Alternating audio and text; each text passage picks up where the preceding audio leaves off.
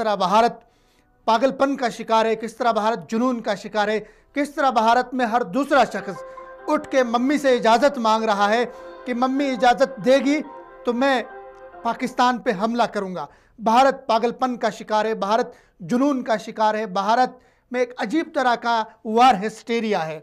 भारत का हर शख्स पागलपने का शिकार है, तशद्दुद पे उतर आया। और मजलूम कश्मीरी जो कश्मीर में अपनी आज़ादी की जंग लड़ रहे हैं, जो कश्मीर में भारत के जुल्म को सह रहे हैं, जो कश्मीर में वहाँ की माएँ और बहनें उनके आंचल लूट रहे हैं, उनके आंचल तार तार हो रहे हैं, और भारत कश्मीर के अंदर इंसानी हुकूक की वहाँ पे वायलेशन कर रहा है। वो भारत पाकिस्तान को सफ़ाई हस्ती से मिटाने की धमकी दे रहा है, वो भारत पाकिस्तान को ख़त्म करने की धमकी दे रहा है। लेकिन भारत भूल रहा है कि पाकिस्तान नेपाल नहीं है, पाकिस्तान श्रीलंका नहीं है। भारत भूल रहा है कि उसके अपने मुल्क के अंदर खालिस्तान तहरीक चल रही है, वो भूल रहा है कि अपने मुल्क के अंदर आसाम तहरीक चल रही है, वो भूल रहा है कि अपने अंदर सिख आज़ादी मांग रहे हैं, वो भूल रहा है कि अपने अंदर उनके बहुत सारे तबकात, उनके निचली ज़ात के लोग, उनके हिंदू जो जिनको वहाँ पे जुल्म किया जा रहा है, जिनके हुकूक गसब किए जाते हैं, नीच ज़ात के हिंदू है,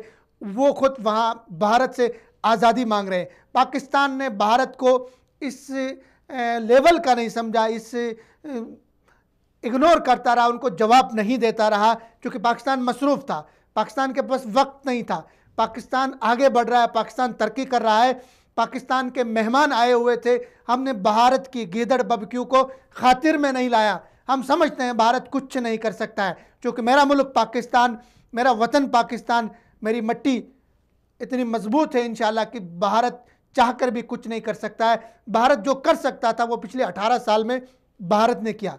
अब जो करना है वो हम करेंगे, और हम वो सारे हिसाब सूद समेत चुकाएंगे। हमने सब हिसाब रखा है कि किस तरह अफ़गानिस्तान की ज़मीन से भारत ने बलूचिस्तान में मुदाखलत की, किस तरह ईरान की ज़मीन से पाकिस्तान में मुदाखलत की गई कुलभूषण के ज़रिए, और इसी तरह और दहशत गर्दों के ज़रिए।